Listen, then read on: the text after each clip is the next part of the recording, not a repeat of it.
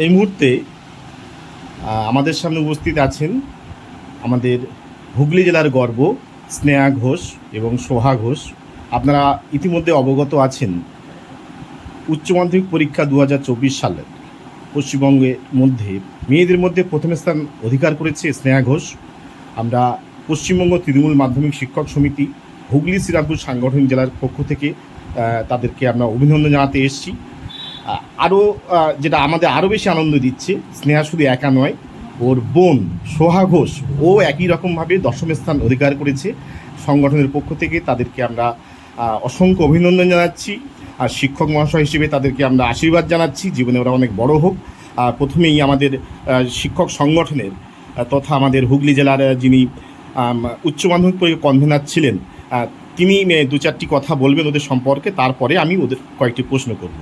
Sir, Suvendu Gorai sir আমাদের মধ্যে আছেন, উনি হুগলি জেলার কনভেনার।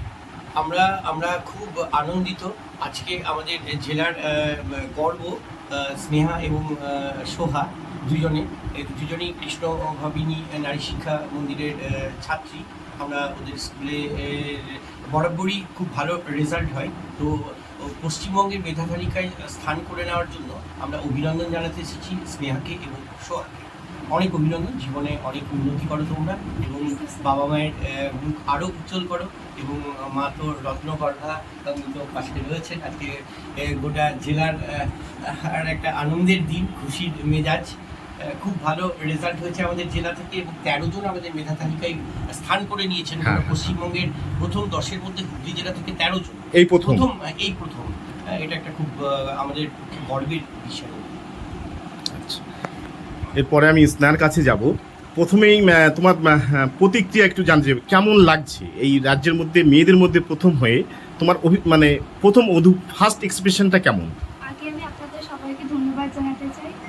তো আমার ফার্স্ট এক্সপ্রেশন খুবই খুশি ছিলাম, কিন্তু নিজের ইমোশনসগুলো কন্ট্রোল করে এটাই গডের কাছে প্রে করছিলাম যেন গড প্লিজ আমার দিদিও যেন র্যাঙ্কে আসতে পারে, কারণ একা আসলে সেই আনন্দটা হয়তো হতো না, তাই এটাই ফার্স্টে ভেবেছিলাম। তারপর যখন 10th-এ যখন দিদির নাম শুনলাম তখনই আসলে মনে হয় এক্সপ্রেস করতে পেরেছিলাম নিজেকে। দিয়ে বাবা আউট অফ স্টেশন, বাবা ফোন করেছে, তো খুবই ভালো লাগছিল তখন। আচ্ছা, ও তোমার দিদি।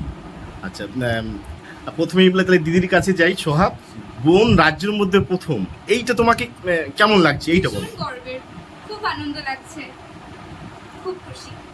আচ্ছা আচ্ছা, তোমরা নিশ্চয়ই দুজনে একই দুজনে কি একই স্ট্রিম? একই স্ট্রিম, একই সাবজেক্ট, আমাদের পড়াশোনা করাও সবসময় একসাথে।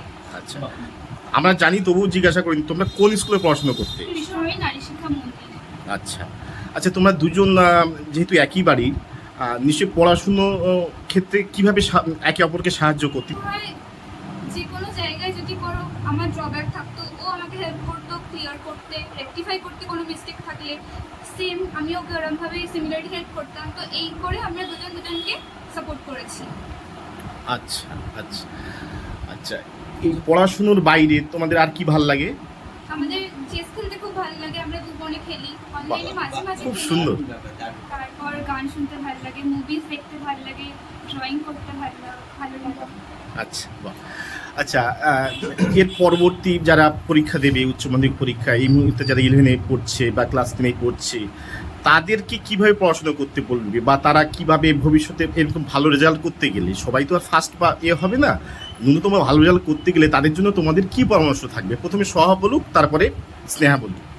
ফার্স্টেই বলবো, মেধা তালিকাতে আসাটাই শব্দ নয়। এরকম অনেকজন স্টুডেন্ট আছে 1-2 নম্বরের জন্য হয়তো মেধা তালিকা আসতে পারেনি। আমি বলবো তারা ইকুয়ালি ডিজার্ভিং ক্যান্ডিডেট, কারণ মেধা তালিকা আসাটা শব্দ নয়। আমার এরকম অনেক চেনা জানা আছে তারা একটুর জন্য আসতে পারেনি, তারা সবাই আমরা সমান, হয়তো কম বেশি একটুর জন্য হয়ে গেছে। মেধা তালিকা আসাটা শব্দ নয়, কিন্তু যারা স্টুডেন্টরা একটু মন দিয়ে পড়াশোনা করবে, একটুখানি নিজেদের গোলটাকে সেট করে রাখবে আর ডিস্ট্র্যাক্টেড হবে না, তারাই সাফল্য পেয়ে যাবে। স্নেহা বলো। হ্যাঁ, সেম আমিও বলতে চাই, তার সাথে আমি বলতে চাই যে কিছু পাওয়ার জন্য না, শিক্ষাটা যেন শেখার মতো করে পড়াটা হয়, যে আমি শিখছি বলে যেন পড়ি, কিছু র্যাঙ্ক করবো বা এরকম করে যদি পড়াটা হয় তাহলে হবে না। শেখার জন্য পড়াটা, কনসেপ্ট ক্লিয়ার থাকতে হবে। এই একই বাড়ি থেকে দুইজন মেয়ে র্যাঙ্ক করেছে, তাদের মা এই মুহূর্তে আমাদের মধ্যে উপস্থিত, তাকে আমরা রত্নগর্ভা বলে অভিহিত করছি। সেই মায়ের মুখ থেকে একটু জেনে নেব দুই মেয়ের সাফল্যের রসায়ন কি, বা তিনি কিভাবে তাদেরকে সাহায্য করেছিলেন, তার প্রাথমিক অনুভূতিটা কি, প্রথমে একটু জেনে নিই।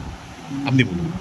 আমার তো খুবই ভালো লাগছে যে আমার মেয়েরা এই প্রথম 10-এর মধ্যে আসতে পেরেছে। এতটা ভালো ফল হবে আশা করিনি, ভেবেছিলাম যে রেজাল্ট ভালো হবে, কিন্তু মেধা তালিকায় আসবে সেটা ভাবতে পারিনি।